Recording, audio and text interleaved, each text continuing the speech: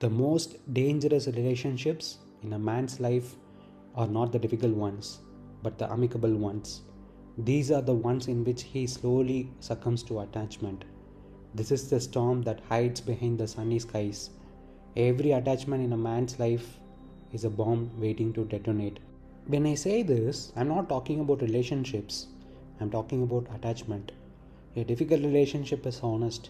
There is friction, resistance, pain you are forced to see. An amicable relationship is dangerous because it is quiet. Nothing seems wrong, and that is precisely why the man goes to sleep. Attachment does not arrive violently, it arrives politely. It says, "This feels good, this supports me, this is safe, I deserve this." And slowly, without noticing, the man hands over his center. Attachment means my inner state now depends on something outside me. The moment that happens, the man is no longer sovereign, he is manageable. He will compromise truth to preserve comfort, avoid growth to protect stability, lie to himself to keep harmony. That is the detonation mechanism. The bomb metaphor is precise. A bomb is not dangerous because it is loud. It is dangerous because it is armed silently. Attachment arms itself over time. A little emotional dependence, a little identity overlap, a little fear of loss, a little need for validation. Nothing dramatic, no red flags, just gradual surrender. Then one day, the relationship shifts, the person leaves, the respect drops, the illusion cracks, and the man collapses. Not because he lost someone, but because he lost himself long ago. Sunny skies are the greatest danger. Storms make men alert. Sunshine makes men careless. In ease, the man stops watching his inner posture. He stops asking, "Am I free? Am I intact? Am I choosing or being pulled?" Attachment thrives only when awareness is absent. This is why I say the most dangerous relationships are the amicable ones. Not because they are evil, but because they seduce the man into unconsciousness. Understand this clearly. Love does not bind. Connection does not weaken. Presence does not cost freedom. Attachment does. Attachment is not love. Attachment is fear wearing a warm face. A man who is clear can walk with anyone without leaning. A man who is unclear will lean even on kindness, and whatever you lean on eventually controls you. That is the bomb. Silent, patient, inevitable unless the man stays awake. True freedom is freedom from everyone, not just enemies. At least with enemies, everyone knows they need to be free. But with amicable relationships, no one knows that it's a bomb waiting to detonate. When I say freedom from everyone, I'm not talking about isolation.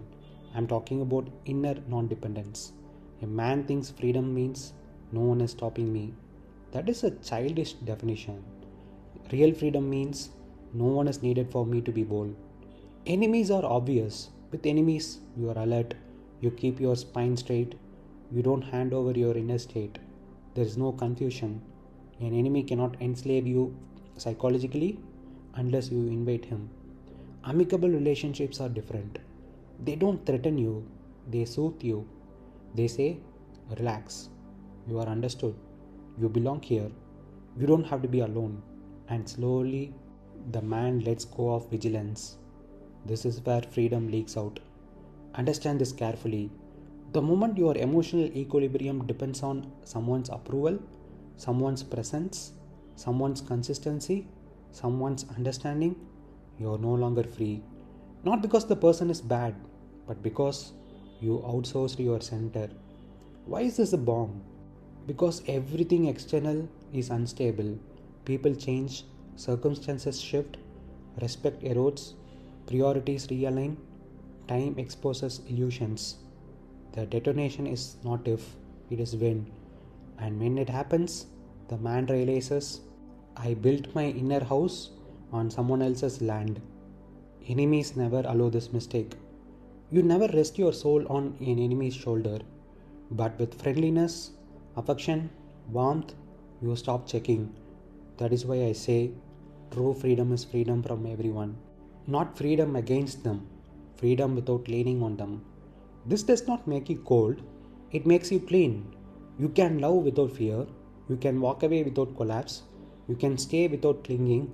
You are with people without being held hostage by them. A free man enjoys relationships the way he enjoys the weather. Pleasant when it's there, unaffected when it changes. No panic, no resentment, no identity loss. Most men don't want freedom. They want comfort without cost, security without awareness, love without risk. That fantasy always ends the same way. Freedom is not dramatic, it is quiet, unromantic, lonely to the unprepared. But it is the only place where a man remains unbroken. Nothing dramatic, no red flags, just gradual surrender. That is how men are lost. Attachment does not begin as weakness, it begins as relief. The man is tired of standing alone inside himself. He finds something that steadies him, reflects him, confirms him, and for the first time in a while, the internal tension drops. This feels like peace. It is not. It is dependency masquerading as rest. A little emotional dependence. At first, it is harmless. You notice your mood lifts when they are present. Your day feels heavier when they are absent. You don't panic. You call it connection. But something subtle has happened. Your nervous system has begun outsourcing regulation. You no longer generate stability. You receive it. A little identity overlap. Then the borders blur. You start saying we instead of I. Your self-image adjusts slightly to fit the bond. You don't lose yourself in one day. You edit yourself. You soften opinion. You avoid certain truths. You become agreeable where you were once exact. Not to deceive, to preserve the bond. This is where the fuse shortens. A little fear of loss. Now the mind enters the picture. The thought appears. I don't want this to end. This fear is quiet, almost responsible. So you begin to tolerate misalignment, delay necessary confrontations, suppress instincts. Not because you are weak, but because you are invested. Investment always demands protection, a little need for validation. Finally, the inversion happens. You start checking their tone, their availability, their responsiveness, their approval. Your inner compass recalibrates around signals. You still feel independent, but you are now referencing externally. This is the armed state. The bomb is live. Why nothing feels wrong? Because attachment feels like warmth, familiarity, rhythm, belonging. The mind says, this is working. Of course it is. Chains that are padded never feel like chains. The detonation moment. Then something changes. Not dramatically, not maliciously. Life does what life does. Priorities shift. Respect thins. Presence fades. Someone outgrows the arrangement. And suddenly, the man is hit with anxiety, confusion, anger, despair. He thinks he lost them. This is the final illusion. What he actually lost? He lost himself much earlier. The collapse is not grief, it is withdrawal, like a body deprived of a substance. It no longer knows how to produce internally. The panic is not about love, it is about centerlessness. Why the pain is so extreme? Because the man no longer knows who he is without the bond, how to stand without reinforcement, how to regulate without feedback. The attachment was not a relationship, it was a prosthetic, and now it is gone. The real lesson.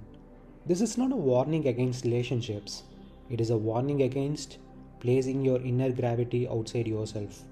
A man can walk with anyone as long as his weight stays within.